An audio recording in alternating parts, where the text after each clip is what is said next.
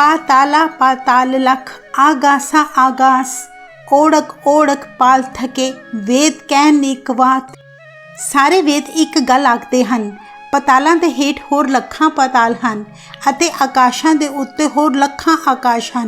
बेअंत ऋषि मुनि इन्हां दे अखीरले बनिया दी पाल करके थक गए हैं पर लभ न सके।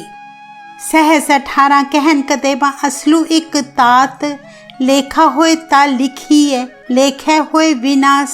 मुसलमान ते ईसाई आदि दियां 4 कतेबां आखदियां हैं कि कुल 18,000 आलम हैं जिन्हां दा मुੱਢ एक अकाल पुरख है। पर सच्ची गल तां यह है कि शब्द हज़ारां ते लखां भी कुदरत की गिनती विच नहीं वरते जा सकते।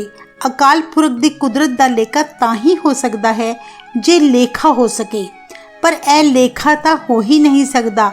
लेखा लिखदियां लेखे का ही अंत हो जाता है। नानक वड्डा आखिए आपे जाने आप। सतगुरु जी फरमाते हैं जिस अकाल पुरख नूं सारे जगत विच वड्डा आख्या जा रहा है वो आप ही अपने आप नूं जानदा है, वो अपनी वड्याई आप ही जानदा है। सालाही सालाहे ऐती सुरत ना पाइया, नदिया अतै वाह पवे समुंद ना जानिए। सलाहन जोग अकाल पुरख दियां वड्याइयां आख आख के किसे मनुख ने भी ऐनी भी समझ ना पाई कि अकाल पुरख किन्ना वड्डा है। सिफत सलाह करन वाले मनुख उस निरंकार दे विच ही लीन हो जाते हैं। जिद्दां नदियां अते नाले समुंदर विच पैंदे हैं, फिर वो वखरे पछाने नहीं जा सकते। वो समुंदर विच ही लीन हो जाते हैं ते समुंदर दी था नहीं पा सकते। समुंद साह सुल्तान गिरहा सेती माल तन, कीड़ी तुल ना होवनी जे तिस मनो न विसरे।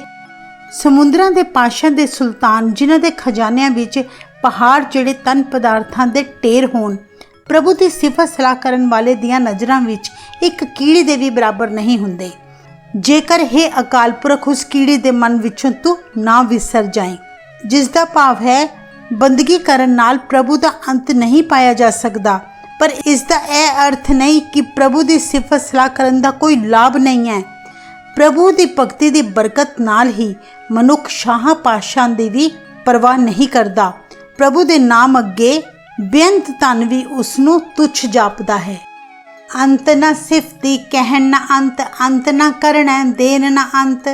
अकाल पुरख के गुणों का कोई हद नहीं है, यानी कोई बन्ना नहीं है।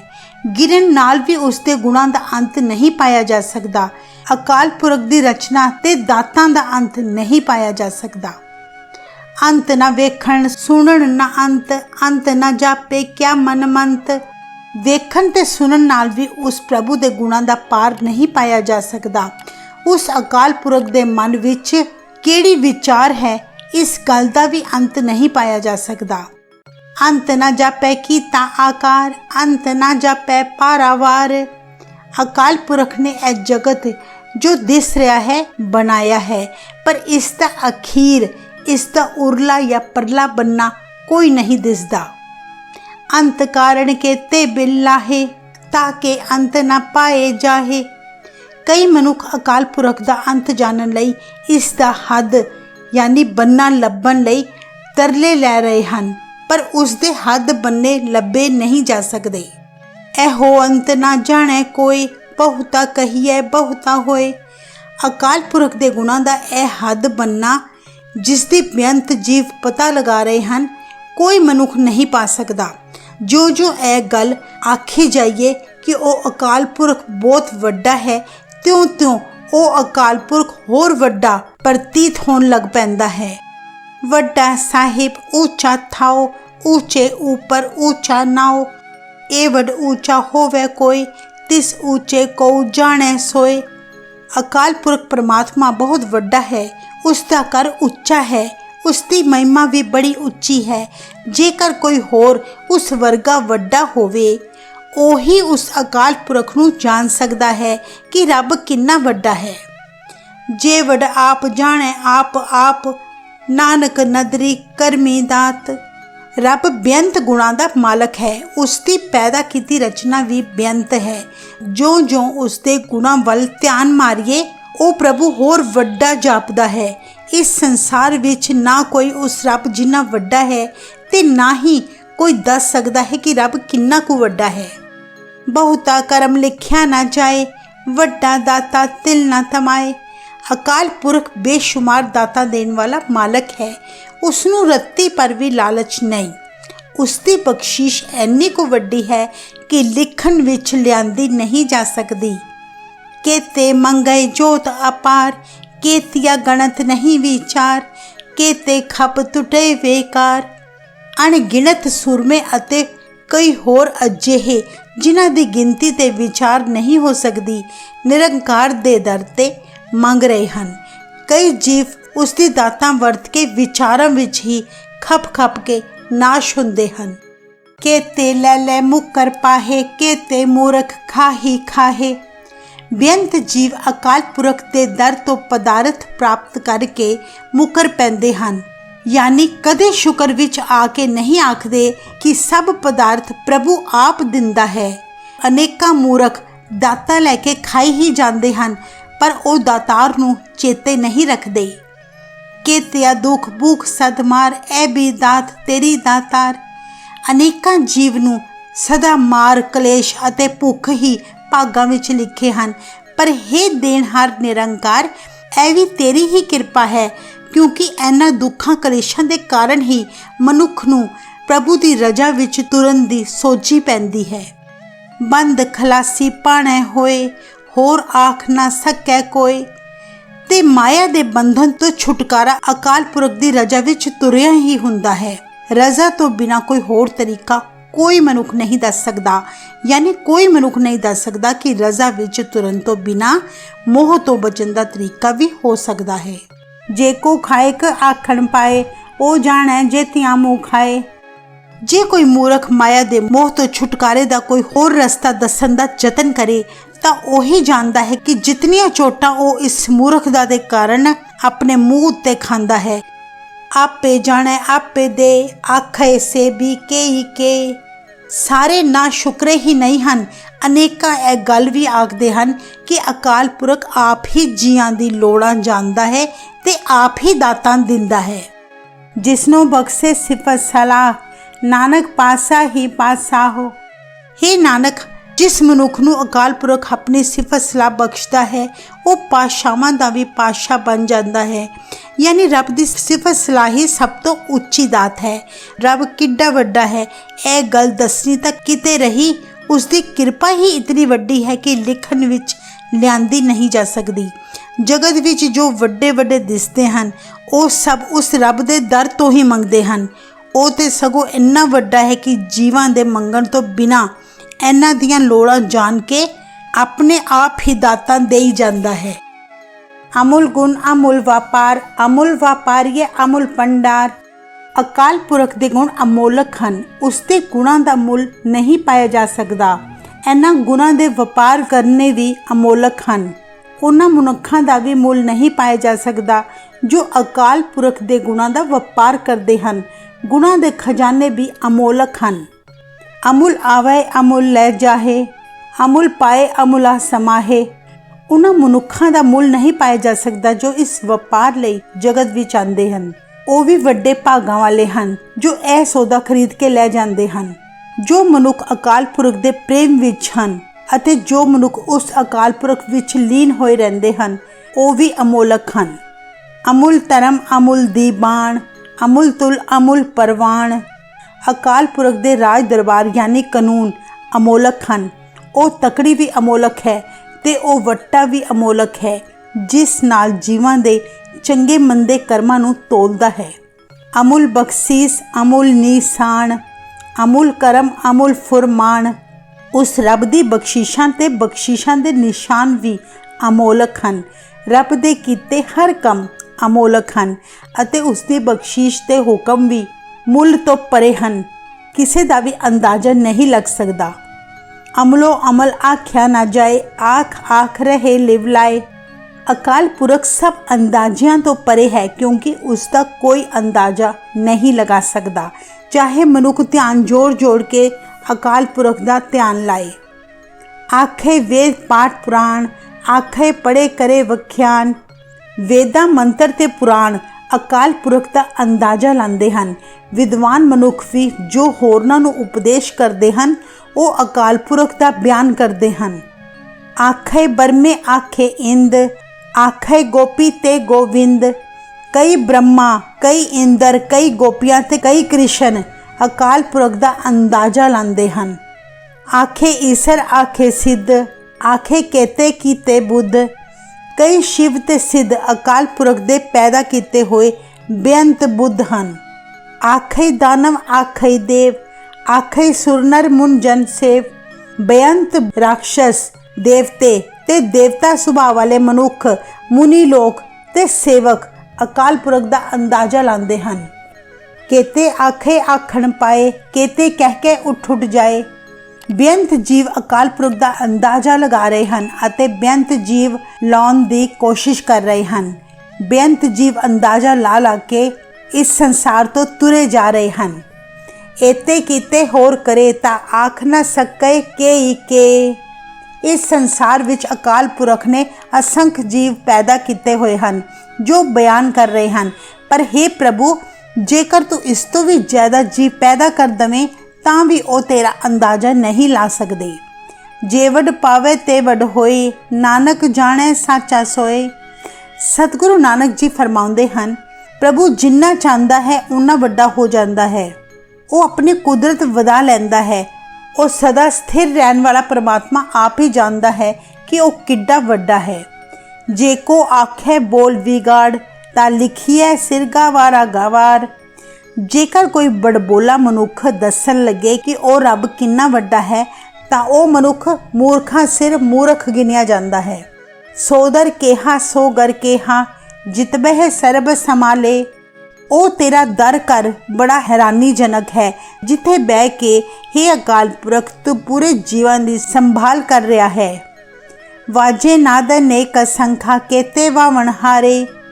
हे ਪਰਮਾਤਮਾ, ਤੇਰੀ ਇਸ ਰਚੀ ਹੋਈ ਕੁਦਰਤ ਵਿੱਚ ਅਣਗਿਣਤ ਵਾਜੇ ਤੇ ਰਾਗ ਹਨ। ਬੇਅੰਤ ਜੀਵ ਉਹਨਾਂ ਵਾਜਿਆਂ ਨੂੰ ਵਜਾਉਣ ਵਾਲੇ ਹਨ। ਕੇਤੇ ਰਾਗ ਭਰੀ ਸਿਓ ਕਹੀਣ, ਕੇਤੇ ਗਾਵਣ ਹਾਰੇ। ਰਾਗਨੀਆਂ ਸਮੇਤ ਬੇਅੰਤ ਹੀ ਰਾਗ ਕਹੇ ਜਾਂਦੇ ਹਨ ਅਤੇ ਅਨੇਕਾਂ ਹੀ ਜੀਵ ਉਹਨਾਂ ਰਾਗਾਂ ਨੂੰ ਗਾਉਣ ਵਾਲੇ ਹਨ ਜੋ ਤੈਨੂੰ ਗਾ ਰਹੇ ਹਨ। ਗਾਵੇ ਤੋਹਨੋਂ ਪੌਣ ਪਾਣੀ ਬਸੰਤਰ, ਗਾਵੇ ਰਾਜਾ ਧਰਮ ਦੁਆਰੇ। हे ਪ੍ਰਭੂ, ਪੌਣ ਪਾਣੀ ਅਗਨੀ ਤੇਰੇ ਗੁਣ ਗਾ ਰਹੇ ਹਨ। ਧਰਮ ਰਾਜ ਤੇਰੇ ਦਰ ਤੇ ਖਲੋ ਕੇ ਤੈਨੂੰ ਵਡਿਆ ਰਿਹਾ ਹੈ। ਗਾਵੇ ਚਿਤ ਗੁਪਤ ਲਿਖ ਜਾਣੇ, ਲਿਖ ਲਿਖ ਧਰਮ ਵਿਚਾਰੇ। ਜੀਵਾਂ ਦੇ ਚੰਗੇ ਮੰਦੇ ਲੇਖੇ ਲਿਖਣ ਵਾਲਾ ਚਿਤਰਗੁਪਤ ਵੀ ਜੋ ਲੇਖੇ ਲਿਖਣਾ ਜਾਣਦਾ ਹੈ, ਉਹਨਾਂ ਦੇ ਲਿਖੇ ਲੇਖਿਆਂ ਨੂੰ ਧਰਮ ਰਾਜ ਵਿਚਾਰਦਾ ਹੈ। ਉਹ ਸਾਰੇ ਤੇਰੀ ਵਡਿਆਈਆਂ ਕਰ ਰਹੇ ਹਨ। ਗਾਵੇ ਈਸਰ ਬ੍ਰਹਮਾ ਦੇਵੀ ਸੋਹਣ ਸਦਾ ਸਵਾਰੇ। हे ਪ੍ਰਭੂ, ਦੇਵੀਆਂ ਸ਼ਿਵ ਤੇ ਬ੍ਰਹਮਾ ਜੋ ਤੇਰੇ ਬਣਾਏ ਹੋਏ ਹਨ ਤੈਨੂੰ ਹੀ ਗਾ ਰਹੇ ਹਨ।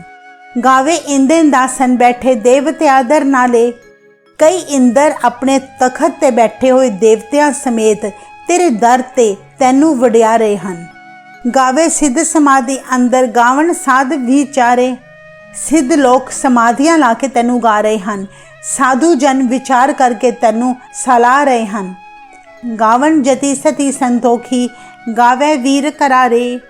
ਜਤ ਧਾਰੀ ਦਾਨ ਕਰਨ ਵਾਲੇ ਤੇ ਸੰਤੋਖ ਵਾਲੇ ਪੁਰਸ਼ ਤੇਰਾ ਗੁਣਗਾਨ ਕਰ ਰਹੇ ਹਨ ਅਤੇ ਬੇਅੰਤ ਸੂਰਮੇ ਤੇਰੀ ਵਡਿਆਈਆਂ ਕਰ ਰਹੇ ਹਨ। ਗਾਵਨ ਪੰਡਤ ਪੜਨ ਰਖੀ ਸੁਰ, ਜੁਗ ਜੁਗ ਵੇਦਾਂ ਨਾਲੇ। हे ਅਕਾਲ ਪੁਰਖ, ਪੰਡਿਤ ਤੇ ਮਹਾਰਿਸ਼ੀ ਜੋ ਵੇਦਾਂ ਨੂੰ ਪੜ੍ਹਦੇ ਹਨ ਵੇਦਾਂ ਸਣੇ ਤੈਨੂੰ ਗਾ ਰਹੇ ਹਨ। ਗਾਵੇ ਮੋਹਣੀਆਂ ਮਨਮੋਹਨ ਸੁਰਗਾ ਮੱਛ ਪਿਆਲੇ। ਸੁੰਦਰ ਇਸਤਰੀਆਂ ਜੋ ਸਵਰਗ ਮਾਤਲੋਕ ਤੇ ਪਤਾਲ ਲੋਕ ਵਿੱਚ ਭਾਵ ਹਰ ਥਾਂ ਮਨੁੱਖ ਦੇ ਮਨ ਨੂੰ ਮੋਹ ਲੈਂਦੀਆਂ ਹਨ ਤੈਨੂੰ ਗਾ ਰਹੀਆਂ ਹਨ। ਗਾਵਨ ਰਤਨ ਨੂੰ ਪਾਏ ਤੇਰੇ 68 ਤੀਰਥ ਨਾਲੇ। ਗਾਵੇ ਜੋਧ ਮਹਾਬਲ ਸੂਰਾ, ਗਾਵੇ ਖਾਣੀ ਚਾਰੇ। हे ਅਕਾਲ ਪੁਰਖ, ਤੇਰੇ ਪੈਦਾ ਕੀਤੇ ਹੋਏ ਰਤਨ 68 ਤੀਰਥਾਂ ਨਾਲ ਤੈਨੂੰ ਗਾ ਰਹੇ ਹਨ। ਵੱਡੇ ਬਲ ਵਾਲੇ ਯੋਧੇ ਤੇ ਸੂਰਮੇ ਤੇਰੀ ਸਿਫਤ ਸਲਾਹ ਕਰ ਰਹੇ ਹਨ। ਚਾਰੋਂ ਖਾਣੀਆਂ ਦੇ ਜੀ ਜੰਤ ਤੈਨੂੰ ਗਾ ਰਹੇ ਹਨ। ਗਾਵੇ ਖੰਡ ਮੰਡਲ ਵਰਭੰਡਾ, ਕਰ ਕਰ ਰੱਖੇ ਤਾਰੇ। ਸਾਰੀ ਸ੍ਰਿਸ਼ਟੀ ਦੇ ਸਾਰੇ ਖੰਡ ਅਤੇ ਚੱਕਰ ਜੋ ਤੂੰ ਪੈਦਾ ਕਰਕੇ ਟਿਕਾ ਰੱਖੇ ਹਨ ਤੈਨੂੰ ਗਾਉਂਦੇ ਹਨ। ਸਈ ਤੁਧਨੂੰ ਗਾਵੇ ਜੋ ਤੁਧ ਭਾਵਨ ਰਤ ਤੇਰੇ ਭਗਤ ਰਸਾਲੇ।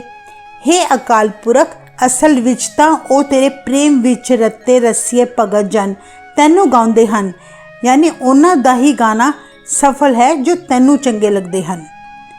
ਹੋਰ ਕੇਤੇ ਗਾਵਨ ਸੇਮੇ ਚਿਤਨਾ ਆਵਨ ਨਾਨਕ ਕਿਆ ਵਿਚਾਰੇ। ਅਨੇਕਾਂ ਹੋਰ ਜੀਵ ਤੈਨੂੰ ਗਾ ਰਹੇ ਹਨ ਜਿਹੜੇ ਮੈਥੋਂ ਗਿਣੇ ਹੀ ਨਹੀਂ ਜਾ ਸਕਦੇ। ਭਲਾ ਨਾਨਕ ਵਿਚਾਰਾ ਕੀ ਵਿਚਾਰ ਕਰ ਸਕਦਾ ਹੈ। सोई सोई सदा सच साहिब साचा साची नाई। है भी होसी जाए ना जासी रचना जिन रचाई। जिस अकाल पुरख ने यह सृष्टि पैदा की है वह इस वेले मौजूद है। वह सदा रहन वाला है, ना वो जमिया है अते ना ही वो मरेगा।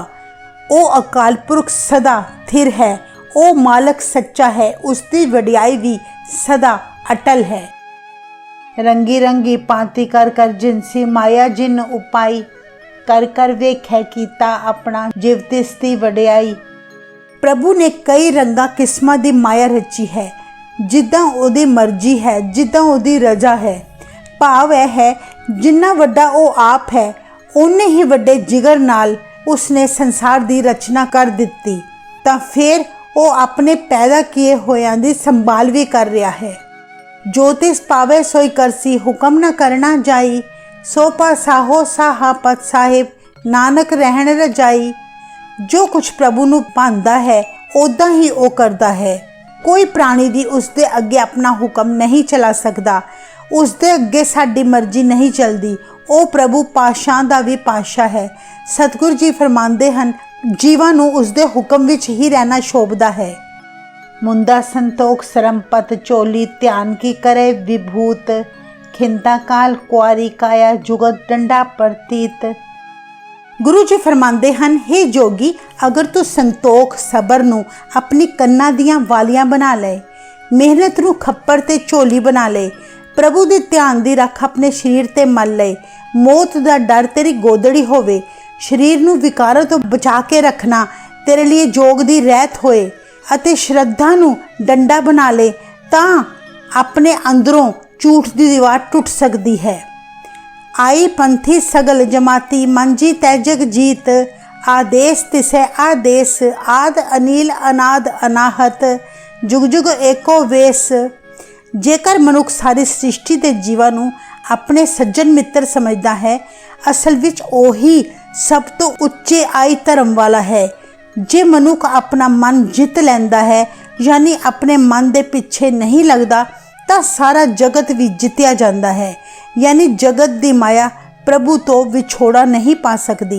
सो कूड़ दी कंध दूर करन लई उस प्रभु नूं प्रणाम करो जो सब दा मुੱਢ है, जो पवित्र स्वरूप है, जिसका कोई भी मुੱਢ नहीं लभ सकता, जो नाश रहित है ते सदा तो इक्को जिहा है। भुगत ज्ञान दया पंडारन कट कट वाजे नाद। आप नाथ नाथी सब जाकी रिद सिद्ध अवरा साध। हे जोगी, जे अकाल पुरख दी सर्व व्यापकता का ज्ञान तेरे लिए पंडारा होवे, दया इस ज्ञान रूपी पंडारे दे वरतान वाली होवे, हरेक जीव दे अंदर जिहड़ी जिंदगी चल रही है, पंडारा छकन वेले जे तेरे अंदर ए नाद वज रिहा होवे, तेरा नाथ आप निरंकार होवे जिस दे वश विच सारा संसार है, तां फिर कूड़ दी कंध अंदरों टुट के प्रभु नालों तेरी विथ मिट सकती है। योग साधना द्वारा प्राप्त होइयां रिद्धियां सिद्धियां व्यर्थ हन। ਇਹ ਰਿੱਧੀਆਂ ਸਿੱਧੀਆਂ ਕਿਸੇ ਹੋਰ ਪਾਸੇ ਖੜਨ ਵਾਲੇ ਸਵਾਦ ਹਨ। संजोग विजोग दुई कार चलावे लेखे आवे पाग। आदेश तिसे आदेश आद अनील अनाद अनाहत जुग जुग एको वेस। अकाल पुरख दी संजोग सत्ता ते विजोग सत्ता दोवें मिल के यह संसार दी कार नूं चला रही हन। यानी पिछले संजोगां करके परिवार आदिकां दे जीव इत्थे आके इकट्ठे हुंदे हन। रजा विच फिर बिछड़ के आपो अपनी वार इत्थों तुर जाते हैं। सो कूड़ दी कंध मिटाण लई केवल अकाल पुरख नूं प्रणाम करो जो सब दा मुੱਢ है, जो शुद्ध स्वरूप है, जिसका कोई मुੱਢ नहीं, जो नाश रहित है, ਅਤੇ ਜੋ ਸਦਾ ਇੱਕੋ ਜਿਹਾ ਰਹਿੰਦਾ ਹੈ। ਏਕਾ ਮਾਈ ਜੁਗਤ ਵਿਆਈ ਤਿੰਨ ਚੇਲੇ ਪ੍ਰਵਾਨ, ਇੱਕ ਸੰਸਾਰੀ ਇੱਕ ਭੰਡਾਰੀ ਇਕਲਾ ਇਹਦੀ ਬਾਣ। ਲੋਕਾਂ ਵਿੱਚ ਇਹ ਗੱਲ ਪ੍ਰਚਲਿਤ ਹੈ ਕਿ ਇਕੱਲੀ ਮਾਇਆ ਕਿਸੇ ਜੁਗਤ ਨਾਲ ਪ੍ਰਸੂਤ ਹੋਈ ਤੇ ਪ੍ਰਤੱਖ ਤੌਰ ਤੇ ਉਸਦੇ 3 ਪੁੱਤਰ ਜੰਮ ਪਏ। ਉਹਨਾਂ ਵਿੱਚੋਂ ਇੱਕ ਬ੍ਰਹਮਾ ਜੀਵਾਂ ਨੂੰ ਪੈਦਾ ਕਰਨ ਵਾਲਾ, ਇੱਕ ਵਿਸ਼ਨੂੰ ਜੀਵਾਂ ਨੂੰ ਰਿਜ਼ਕ ਦੇਣ ਵਾਲਾ ਬਣ ਗਿਆ ਤੇ ਇੱਕ ਸ਼ਿਵ ਜੀਵਾਂ ਨੂੰ ਸੰਘਾਰਨ ਵਾਲਾ ਬਣ ਗਿਆ। ਜਿਵ ਤਿਸ ਪਾਵੇ ਤਿਵੇਂ ਚਲਾਵੇ, ਜਿਵ ਹੋਵੇ ਫੁਰਮਾਨ। ਉਹ ਵੇਖੇ ਉਹਨਾਂ ਨਦਰ ਨਾ ਆਵੇ, ਬਹੁਤਾ ਇਹੋ ਵਿਡਾਣ। ਆਦੇਸ ਤਿਸੇ ਆਦੇਸ, ਆਦ ਅਨੀਲ ਅਨਾਦ ਅਨਾਹਤ, ਜੁਗ ਜੁਗ ਏਕੋ ਵੇਸ। ਪਰ ਅਸਲ ਵਿੱਚ ਜਿਵੇਂ ਅਕਾਲ ਪੁਰਖ ਨੂੰ ਚੰਗਾ ਲੱਗਦਾ ਹੈ ਅਤੇ ਜਿਵੇਂ ਉਸ ਦਾ ਹੁਕਮ ਹੁੰਦਾ ਹੈ, ਤਿਵੇਂ ਹੀ ਉਹ ਆਪ ਸੰਸਾਰ ਦੀ ਕਾਰ ਚਲਾ ਰਿਹਾ ਹੈ। ਇਹਨਾਂ ਬ੍ਰਹਮਾ ਵਿਸ਼ਨੂੰ ਮਹੇਸ਼ ਦੇ ਹੱਥ ਕੁਛ ਨਹੀਂ। ਇਹ ਇੱਕ ਵੱਡਾ ਕੋਤਕ ਹੈ ਕਿ ਅਕਾਲ ਪੁਰਖ ਸਭ ਜੀਵਾਂ ਨੂੰ ਵੇਖ ਰਿਹਾ ਹੈ, ਪਰ ਜੀਵਾਂ ਨੂੰ ਅਕਾਲ ਪੁਰਖ ਨਹੀਂ ਦਿਸਦਾ। ਸੋ ਕੇਵਲ ਇੱਕ ਨਿਰੰਕਾਰ ਨੂੰ ਪ੍ਰਣਾਮ ਕਰੋ ਜੋ ਸਭ ਦਾ ਮੁੱਢ ਹੈ, ਸ਼ੁੱਧ ਸਰੂਪ ਹੈ, ਜਿਸ ਦਾ ਕੋਈ ਮੁੱਢ ਨਹੀਂ ਲੱਭ ਸਕਦਾ, ਜੋ ਨਾਸ਼ ਰਹਿਤ ਹੈ, ਜੋ ਸਦਾ ਇੱਕੋ ਜਿਹਾ ਰਹਿੰਦਾ ਹੈ। ਆਸਨ ਲੋਏ ਲੋਏ ਪੰਡਾਰ, ਜੋ ਕਿਛ ਪਾਇਆ ਸੋ ਏਕਾ ਵਾਰ। ਕਰ ਕਰ ਵੇਖੈ ਸਿਰਜਣਹਾਰ, ਨਾਨਕ ਸੱਚੇ ਕੀ ਸਾਚੀ ਕਾਰ। ਆਦੇਸ ਤਿਸੇ ਆਦੇਸ, ਆਦ ਅਨੀਲ ਅਨਾਦ ਅਨਾਹਤ, ਜੁਗ ਜੁਗ ਏਕੋ ਵੇਸ।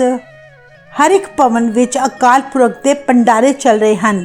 ਜੋ ਕੁਝ ਅਕਾਲ ਪੁਰਖ ਨੇ ਉਹਨਾਂ ਭੰਡਾਰਿਆਂ ਵਿੱਚ ਇੱਕੋ ਵਾਰੀ ਪਾ ਦਿੱਤਾ ਹੈ, ਕਿਉਂਕਿ ਉਸ ਦੇ ਭੰਡਾਰੇ ਸਦਾ ਅਖੁੱਟ ਹਨ। ਸ੍ਰਿਸ਼ਟੀ ਨੂੰ ਪੈਦਾ ਕਰਨ ਵਾਲਾ ਅਕਾਲ ਪੁਰਖ ਜੀਵਾਂ ਨੂੰ ਪੈਦਾ ਕਰਕੇ ਉਹਨਾਂ ਦੀ ਸੰਭਾਲ ਕਰ ਰਿਹਾ ਹੈ। ਹੀ ਨਾਨਕ, ਸਦਾ ਸਥਿਰ ਰਹਿਣ ਵਾਲਾ ਅਕਾਲ ਪੁਰਖ ਹੀ ਸ੍ਰਿਸ਼ਟੀ ਨੂੰ ਸੰਭਾਲ ਰਿਹਾ ਹੈ।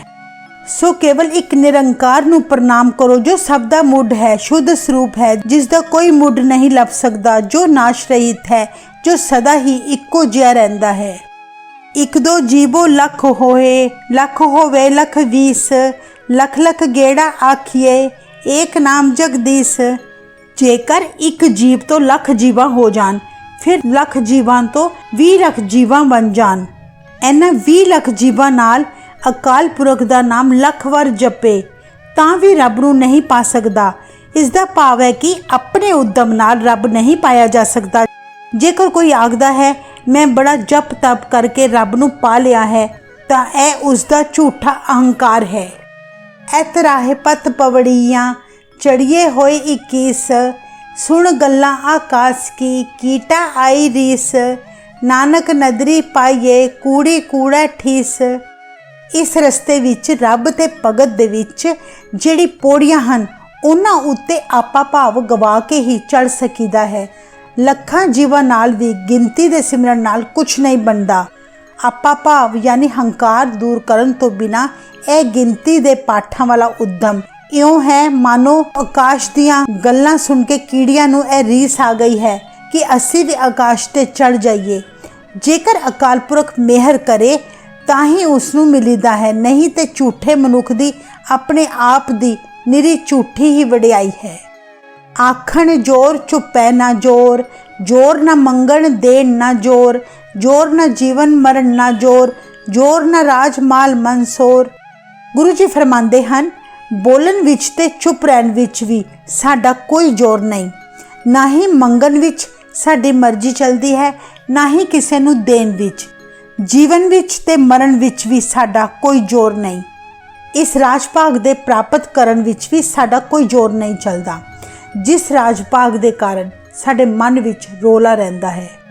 ਜੋਰ ਨਾ ਸੁਰਤੀ ਗਿਆਨ ਵਿਚਾਰ, ਜੋਰ ਨਾ ਜੁਗਤੀ ਛੁਟੈ ਸੰਸਾਰ। ਜਿਸ ਹੱਥ ਜੋਰ ਕਰ ਵੇਖੈ ਸੋਏ, ਨਾਨਕ ਉੱਤਮ ਨੀਚ ਨਾ ਕੋਏ। ਆਤਮਿਕ ਜਾਗਰੂਕਤਾ, ਗਿਆਨ ਵਿੱਚ ਅਤੇ ਵਿਚਾਰ ਵਿੱਚ ਰਹਿਣ ਦੀ ਵੀ ਸਾਡੀ ਕੋਈ ਸਮਰੱਥਾ ਨਹੀਂ ਹੈ। ਇਸ ਜੁਗਤੀ ਵਿੱਚ ਰਹਿਣ ਦਾ ਸਾਡਾ ਕੋਈ ਜ਼ੋਰ ਨਹੀਂ ਹੈ, ਜਿਸ ਕਰਕੇ ਜਨਮ ਮਰਨ ਮੁੱਕ ਜਾਂਦਾ ਹੈ। ਜਿਸ ਪ੍ਰਭੂ ਦੇ ਹੱਥ ਵਿੱਚ ਜ਼ੋਰ ਹੈ, ਉਹੀ ਸਭਨਾਂ ਦੀ ਸੰਭਾਲ ਕਰਦਾ ਹੈ। ਆਪਣੇ ਆਪ ਵਿੱਚ ਨਾ ਕੋਈ ਮਨੁੱਖ ਉੱਤਮ ਹੈ, ਨਾ ਕੋਈ ਮਨੁੱਖ ਨੀਚ ਹੈ। ਭਾਵ ਇਹ ਹੈ ਕਿ ਜੀਵਾਂ ਨੂੰ ਸਦਾਚਾਰੀ ਜਾਂ ਦੁਰਾਚਾਰੀ ਬਣਾਉਣ ਵਾਲਾ ਵੀ ਉਹ ਪ੍ਰਭੂ ਆਪ ਹੀ ਹੈ। ਜੇ ਸਿਮਰਨ ਦੀ ਬਰਕਤ ਨਾਲ ਇਹ ਨਿਸ਼ਚਾ ਬਣ ਜਾਏ ਤਾਂ ਹੀ ਪ੍ਰਭੂ ਨਾਲੋਂ ਮਨੁੱਖ ਦੀ ਇਹ ਵਿੱਥ ਦੂਰ ਹੁੰਦੀ ਹੈ। ਰਾਤੀ ਰੁੱਤੀ ਥਿਤੀ ਵਾਰ, ਪਵਨ ਪਾਣੀ ਅਗਨੀ ਪਤਾਲ, ਤਿਸ ਵਿੱਚ ਧਰਤੀ ਥਾਪ ਰੱਖੀ ਧਰਮਸਾਲ, ਤਿਸ ਵਿੱਚ ਜੀ ਜੁਗਤ ਕੇ ਰੰਗ, ਤਿਨਕੇ ਨਾਮ ਅਨੇਕ ਅਨੰਤ।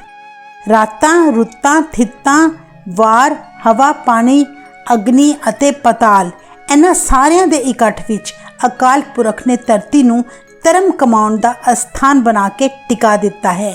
ਇਸ ਧਰਤੀ ਉੱਤੇ ਕਈ ਜੁਗਤੀਆਂ ਅਤੇ ਰੰਗਾਂ ਦੇ ਜੀਵ ਵਸਦੇ ਹਨ, ਜਿਨ੍ਹਾਂ ਦੇ ਅਨੇਕਾਂ ਤੇ ਅਣਗਿਣਤ ਨਾਮ ਹਨ। ਕਰਮੀ ਕਰਮੀ ਹੋਏ ਵਿਚਾਰ, ਸੱਚਾ ਆਪ ਸੱਚਾ ਦਰਬਾਰ, ਤਿੱਥੈ ਸੋਹਣ ਪੰਚ ਪਰਵਾਨ, ਨਦਰੀ ਕਰਮ ਭਵੈ ਨਿਸ਼ਾਨ। ਇਹਨਾਂ ਅਨੇਕਾਂ ਨਾਵਾਂ ਦੇ ਰੰਗਾਂ ਵਾਲੇ ਜੀਵਾਂ ਦੇ ਆਪਣੇ ਆਪਣੇ ਕਰਮਾਂ ਅਨੁਸਾਰ ਅਕਾਲ ਪੁਰਖ ਦੇ ਦਰ ਤੇ ਨਿਬੇੜਾ ਹੁੰਦਾ ਹੈ, ਜਿਸ ਵਿੱਚ ਕੋਈ ਬਹਿਸ ਨਹੀਂ ਹੁੰਦੀ, ਕਿਉਂਕਿ ਨਿਆਂ ਕਰਨ ਵਾਲਾ ਅਕਾਲ ਪੁਰਖ ਆਪ ਸੱਚਾ ਹੈ। ਉਸ ਦੇ ਦਰਬਾਰ ਵਿੱਚ ਸੰਤ ਜਨ ਪ੍ਰਤੱਖ ਤੌਰ ਤੇ ਸ਼ੋਭਦੇ ਹਨ ਅਤੇ ਮਿਹਰ ਦੀ ਨਜ਼ਰ ਕਰਨ ਵਾਲੇ ਅਕਾਲ ਪੁਰਖ ਦੀ ਕਿਰਪਾ ਨਾਲ ਉਹਨਾਂ ਸੰਤਾਂ ਦੇ ਮੱਥੇ ਉੱਤੇ ਵਡਿਆਈ ਦਾ ਨਿਸ਼ਾਨ ਚਮਕ ਪੈਂਦਾ ਹੈ। ਕੱਚ ਪਕਾਈ ਓਥੈ ਪਾਏ, ਨਾਨਕ ਗਿਆ ਜਾਂ ਪੈ ਜਾਏ। ਇਸ ਸੰਸਾਰ ਵਿੱਚ ਕਿਸੇ ਦਾ ਵੱਡਾ ਛੋਟਾ ਖਵਾਣਾ ਕਿਸੇ ਅਰਥ ਨਹੀਂ। ਇਹਨਾਂ ਮਨੁੱਖਾਂ ਦੀ ਕੱਚਿਆਈ ਤੇ ਪਕਿਆਈ ਰੱਬ ਦੇ ਦਰ ਤੇ ਜਾ ਕੇ ਪਤਾ ਲੱਗਦੀ ਹੈ। ਸਤਿਗੁਰੂ ਜੀ ਫਰਮਾਉਂਦੇ ਹਨ ਕਿ ਅਕਾਲ ਪੁਰਖ ਦੇ ਦਰ ਤੇ ਗਿਆ ਹੀ ਸਮਝ ਆਉਂਦੀ ਹੈ ਕਿ ਕੌਣ ਪੱਕਾ ਹੈ ਤੇ ਕੌਣ ਕੱਚਾ। ਧਰਮ ਖੰਡ ਕਾ ਇਹੋ ਧਰਮ, ਗਿਆਨ ਖੰਡ ਕਾ ਆਖੋ ਕਰਮ। ਜੋ ਮਨੁੱਖ ਆਪਣੀ ਮਰਿਆਦਾ ਵਿਧੀ ਪੂਰਵਕ ਜਿੰਦਾ ਹੋਇਆ ਜਪ ਕਰਦਾ ਹੈ, ਸਿਮਰਨ ਕਰਦਾ ਹੈ, ਉਸ ਦੀ ਸੂਰਤ ਗਿਆਨ ਮੰਡਲ ਵਿੱਚ ਚਲੀ ਜਾਂਦੀ ਹੈ। केते पवन पानी वैसंतर, केते कान महेश, केते बरमे काड़त कड़िए, रूप रंग के वेश।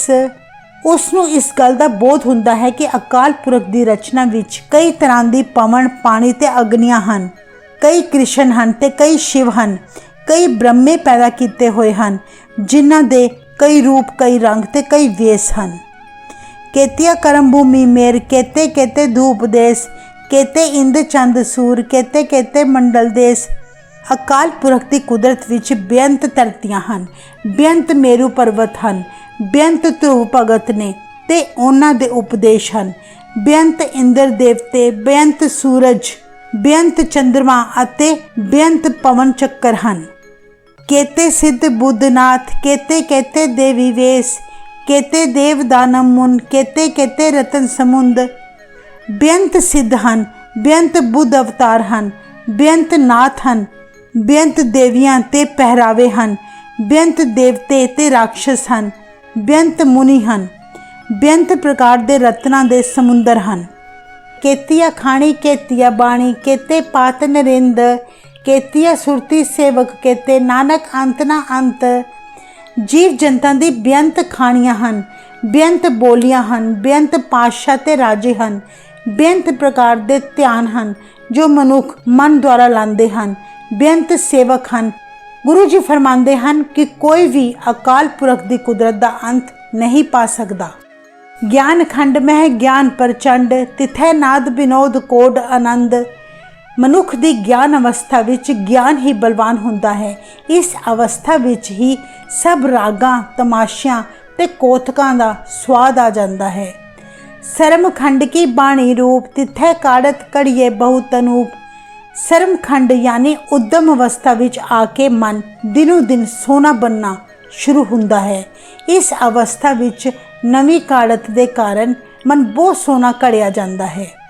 ताकियां गला कथियां ना जाए, जे को कहे पिछे पछताए। इस अवस्था दियां गल्लां बयान नहीं कीतियां जा सकदियां। जे कोई बयान करता है तो पिछों पछताउंदा है, क्योंकि वो बयान करन दे असमर्थ रहिंदा है। तिथै कड़िए सुरत मत मन बुद्ध, तिथै कड़िए सुरा सिधा की सुध। इस मेहनत वाली उद्यम अवस्था विच मनुख की सुरत ते मत कड़ी जाती है, यानी सुरत ते मत उच्ची हुंदी है, मन विच जागृति पैदा करती है। इस अवस्था विच देवतियां ते सिद्धां वाली बुद्धि मनुख दे अंदर पैदा हुंदी है। कर्म खंड की बाणी जोर, तिथै होर ना कोई होर। जदों मनुख उत्ते अकाल पुरख की मेहर हुंदी है तो उसके अंदर अजिहा बल पैदा हुंदा है कि विषय विकार उस उत्ते अपना प्रभाव नहीं पा सकते, क्योंकि उस अवस्था विच मनुख दे अंदर प्रभु दे बिना कोई दूजा उक्का ही नहीं रहिंदा। तिथै जोध महाबल सूर तिनमें राम रहा भरपूर। इस अवस्था विच जो मनुख हन वो जोधे महाबली ते सूरमे हन। उन्हां दे रोम रोम विच अकाल पुरख वसदा है। तिथै सीतो सीता महिमा माए, ताके रूप न कथने जाए। उस अवस्था विच मनुख दा मन अकाल पुरख दी वडियाई विच सीता गया है, भाव परोया गया है। उन्हां दे शरीर अजिहे कंचन वर्गे हो जाते हैं। उन्हां दे मूँह उत्ते नूर ही नूर लिशकदा है। ना ओ मरे ना ठागे जाए, जिनके राम वसै मन माहे। जो हर वेले रब दे ध्यान विच डुबे रहंदे हन, ਉਹ आत्मिक मौत नहीं मरदे ते माया उन्हां नूं ठग नहीं सकदी। तिथै भगत वसे के लो, करे आनंद सच्चा मन सोए। इस अवस्था विच कई भवनां ते भगतजन वसदे हन जो सदा खिड़े रहंदे हन, क्योंकि वो सच्चा अकाल पुरख उन्हां दे मन विच हाजिर है। सचखंड वसै निरंकार, कर कर वेखै नदर निहाल।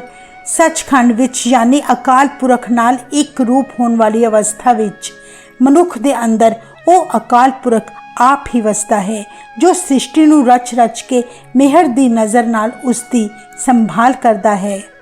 तिथै खंड मंडल वरभंड, जे को कथै ता अंत ना अंत।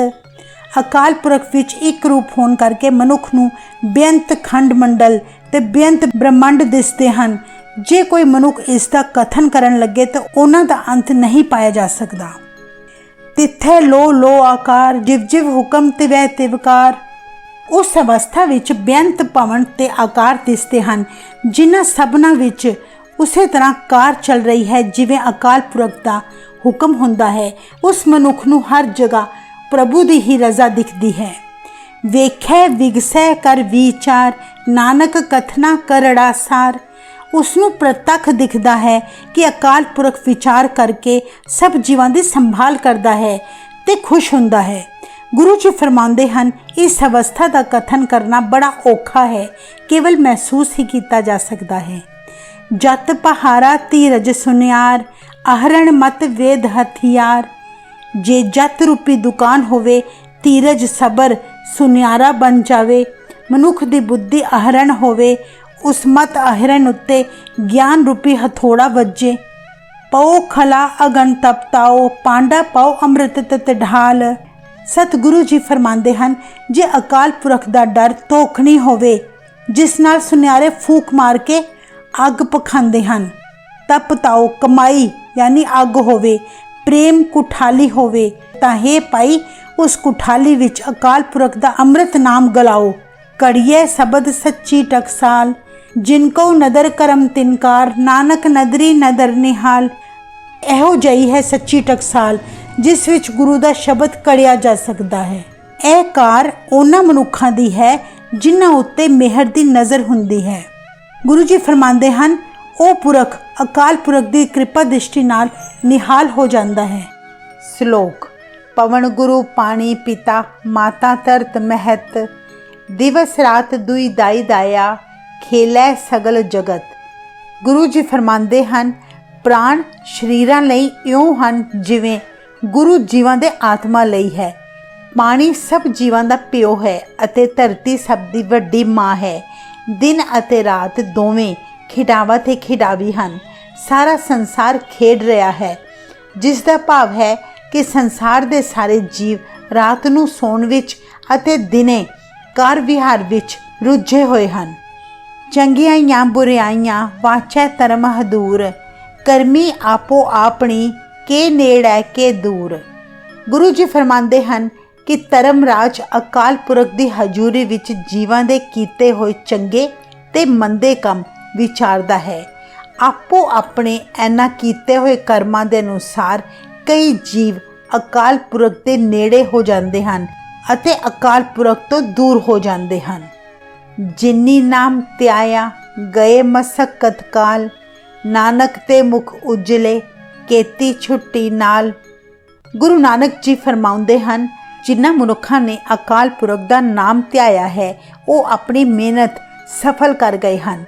अकाल पुरख दे दर ते ਉਹ ਉਜਲ ਮੁਖ ਵਾਲੇ ਹਨ ਅਤੇ ਹੋਰ ਵੀ ਕਈ ਜੀਵ ਉਹਨਾਂ ਦੀ ਸੰਗਤ ਵਿੱਚ ਰਹਿ ਕੇ ਕੂੜ ਦੀ ਪਾਲ ਢਾਹ ਕੇ ਮਾਇਆ ਦੇ ਬੰਧਨਾਂ ਤੋਂ ਆਜ਼ਾਦ ਹੋ ਗਏ ਹਨ।